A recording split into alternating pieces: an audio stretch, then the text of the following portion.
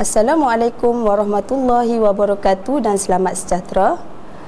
Saya Cikgu Nurbaizura binti Ismail akan daripada Sekolah Menengah Kebangsaan Tunku Abdul Rahman akan menerangkan berkaitan dengan tajuk 4.2 siri kreatifan logam.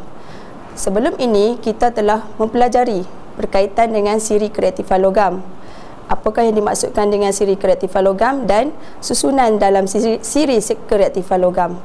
Hari ini cikgu akan membuat sedikit soal jawab dalam ujian minda berkaitan dengan tajuk siri kreatifan logam. Bahagian ini akan mengandungi dua bahagian, iaitu soalan objektif, soalan betul dan atau salah, manakala bahagian kedua adalah soalan struktur. Pada bahagian yang pertama, murid-murid perlu menyatakan sama ada pernyataan berikut adalah betul atau salah. Okey, soalan yang pertama. Sebelum itu murid-murid boleh bersama-sama menjawab dengan cikgu. Soalan yang pertama, logam yang paling reaktif dalam siri kreatifan logam ialah emas. Okey, apakah jawapan yang betul? Okey, adakah jawapan soalan ini jawapannya betul? Okey, jawapannya adalah salah. Okey, kenapa salah? Seperti yang kita pelajari sebelum ini, emas dalam siri kreatifan logam, emas berada paling bawah. Ini bermaksud bahawa emas adalah paling kurang reaktif. Okey, soalan yang kedua. Logam kalium lebih reaktif berbanding logam natrium.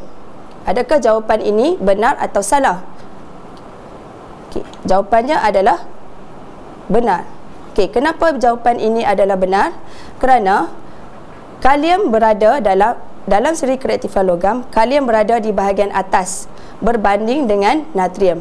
Ini menunjukkan bahawa kalium lebih reaktif berbanding dengan logam natrium. Okey, seterusnya soalan yang ketiga, logam zinc lebih reaktif berbanding aluminium. Okey, agak-agak apakah jawapannya murid-murid?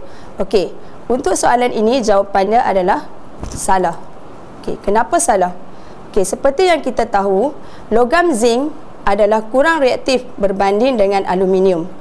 Kerana logam zinc berada di bawah aluminium dalam siri kreatifan logam.